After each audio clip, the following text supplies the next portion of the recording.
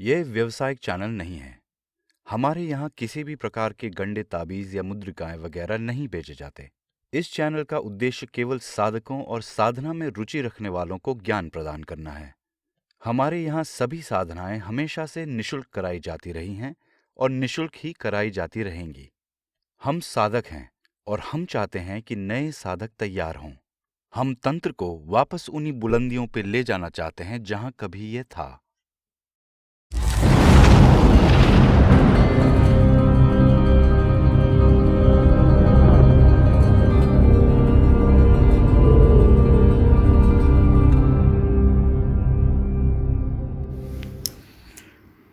नमस्कार मित्रों, हरेश तंत्र शक्ति साधना के इस YouTube चैनल पर मैं आप सभी का स्वागत करता हूं।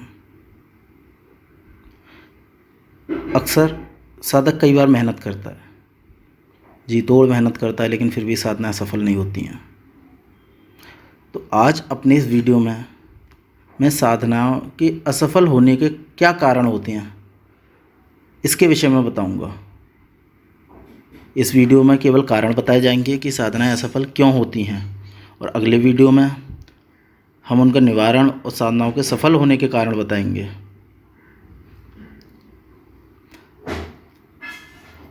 पूरे तन मन से की गई साधना का कोई फल नहीं मिलता, कोई प्रत्यक्षीकरण नहीं होता, ना ही कोई मानसिक शक्तियों का जुड़ाव होता।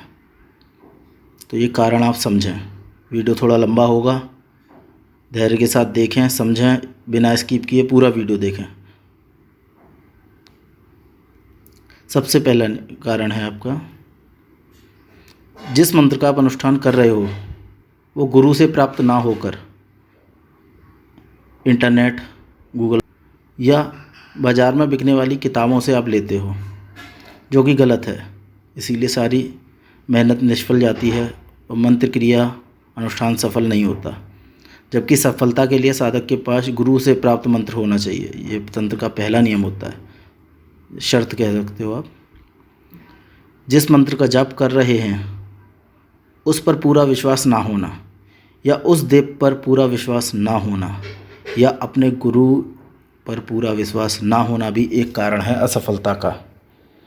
तीसरा कारण है साधना करते समय सामग्री का अभाव। जब आपसे बोला जाता है साधना में ये सामग्री लेनी है, तो आप कोशिश करें कि सामग्री वही लें जो उसमें बताई जा रही है, ना कि विकल्प तलाशें, क्योंकि विकल्पों से असफलता का मुंह देखना पड़ता है।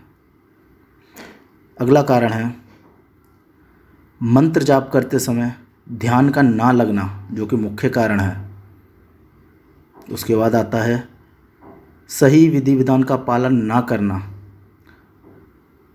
यदि गुरु से साधना ली है, क्रिया ली है, तो गुरु के द्वारा बताए गए विधि विधान से ही पालन करें, अपने मन से ही पूजा पाठ ना करें।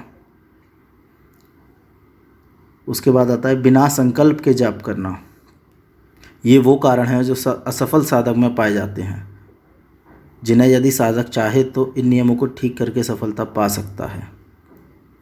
अब मैं कुछ ऐसे कारण बताऊंगा साधनाओं के असफल होने के, जो आम इंसान को पता ही नहीं चलते। जैसे घर में किसी पितर ने साधना की शक्ति को रोक दिया, जिसके कारण वो शक्ति आपके सम्मुख प्रत्यक्ष नहीं हो पा रही या आपको अनुभव नहीं दे पा रही। दूसरा, घर के कुलदेव ने शक्ति को रोक रखा है, जिस कारण भी आप साधनाओं में असफल हो जाते हो।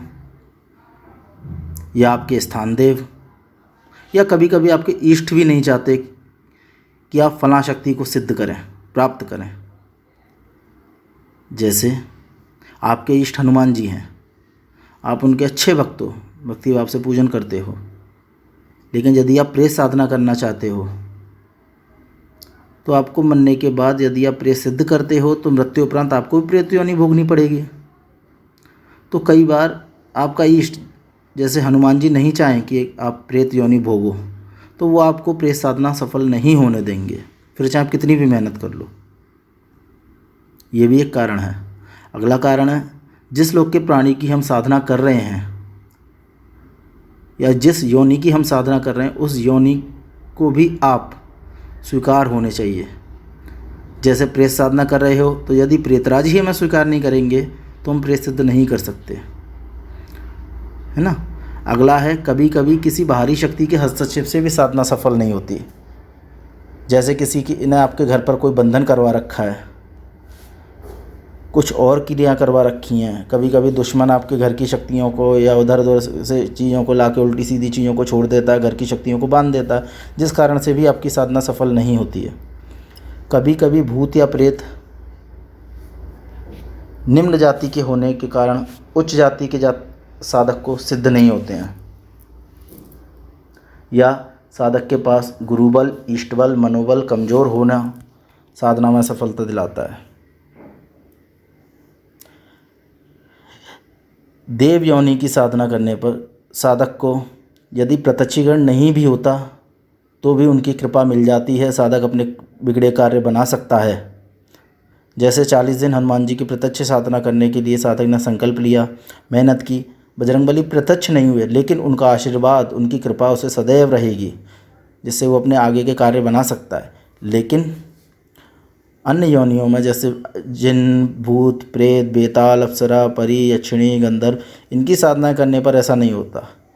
इनका पूरा अनुष्ठान बेकार चला जाता है, जिसका कोई फल नहीं मिलता। इन्हें आप ये भी समझ सकते हो कि देव साधना 10 नंबर का प्रश्न है, जिसमें कुछ सही होने पर कुछ ना कुछ मिल ही जाता है।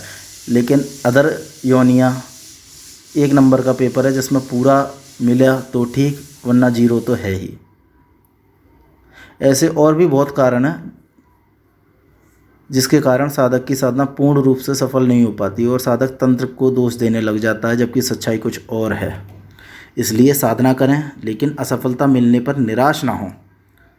1 बार नहीं, 2 बार करें, 2 बार नहीं, अगली बार करें, लेकिन प्रयास करें, क्योंकि प्रयास करने में ही सफलता मिलेगी, ना कि 1 बार प्रयास करके निराश होकर छोड़ देने में। विश्वास करें, क्योंकि विश्वास से तो भगवान भी मिल जाता है। तो मित्रों, ये कुछ कारण थे साधनाओं में असफलता के। आशा करता हूँ आप अच्छे से समझेंगे, तब कोई कदम उठाएंगे। अगले वीडियो में मैं लाऊंगा साधना में सफलता के कारण। इजाज़त लेता हूँ। नमस्कार।